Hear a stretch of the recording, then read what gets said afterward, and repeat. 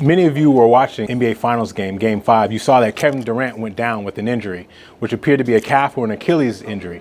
You also may be aware that a few weeks ago, he originally had this injury and returned to play last night. Now, although I don't have firsthand information, it appears to me that he may have had an Achilles tear. That my suspicion is that it may have been a partial tear that was completed last night with a re-injury. So these injuries are actually common not only in high-level professional and collegiate athletes, but also in everyday active people, weekend warriors, and those that just like to stay active. My best friend actually tore his Achilles last year, and we see those in our sports medicine center all the time.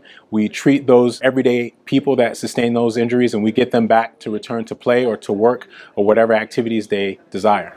So if it is an Achilles tendon tear, Achilles tendons or ruptures can be treated both operatively and non-operatively. We've seen great results with functional rehabilitation, placing patients in a protected position in a plantar flexion boot and starting to let them weight bear early and gradually work on range of motion and gradually increase their range of motion after a period of initial protection.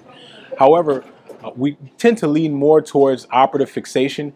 It is associated with slightly lower re-rupture rate, and particularly in our more active population, those that are looking to get back into sports, and then also our athletes and even our occupational athletes that have a very physical job. We also tend to treat those operatively with an Achilles tendon repair. There are many athletes that have sustained this injuries in the past, like Kobe Bryant, for example, one of my all-time favorites, Dominique Wilkins, Cameron Wake of the Miami Dolphins more recently, and also in the past, Dan Marino actually sustained this injury as well.